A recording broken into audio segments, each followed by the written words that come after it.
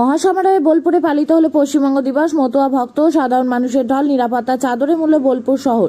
যথাযোগ্য মর্যাদা ও বিপুল উদ্দীপনার মধ্যে দিয়ে বোলপুরে পালিত হলো পশ্চিমবঙ্গ দিবস। এই বিশেষ দিনটিকে সামনে রেখে বোলপুর সাংগঠনিক জেলা বিজেপি সভাপতি শ্যামাপ্রসাদ শ্যামপদ মণ্ডলের নেতৃত্বে এবং মতুয়া সম্প্রদায়ের পুণ্যার্থীদের স্বতঃস্ফূর্ত অংশগ্রহণে বোলপুর শহরে একটি বিশাল বর্ণাঢ্য শোভাযাত্রা বের করা হয়। এদিন সকাল থেকেই বোলপুর শহরের আকাশ বাতাস মুখরিত হয়ে ওঠে উৎসবের আমেজে। বিজেপি কর্মী, সমর্থক এবং সাধারণ মানুষদের পাশাপাশি মতুয়া সম্প্রদায়ের মানুষের উপস্থিতি এই শোভাযাত্রায় এক অনন্য মাত্রা যোগ করে। কাসর, ঘণ্টা এবং নানাবিধ বাজনা তালে সুর মিলিয়ে 8 থেকে 80 সব বয়সে পুরুষ ও মহিলারা অত্যন্ত উৎসাহের সাথে এই মিছিলে সামিল হয়।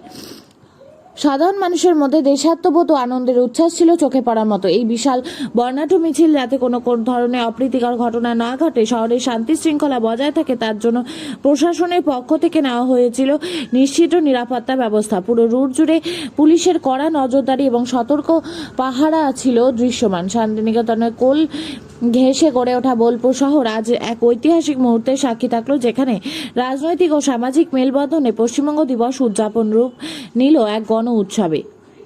দেখুন, আমরা সারা ভারতবর্ষে আজকে পশ্চিমবঙ্গ দিবস উদযাপন করছি। তার কারণ শ্যামাপ্রসাদ মুখার্জি যদি না থাকতেন তাহলে এটা পশ্চিমবঙ্গ থাকতো না।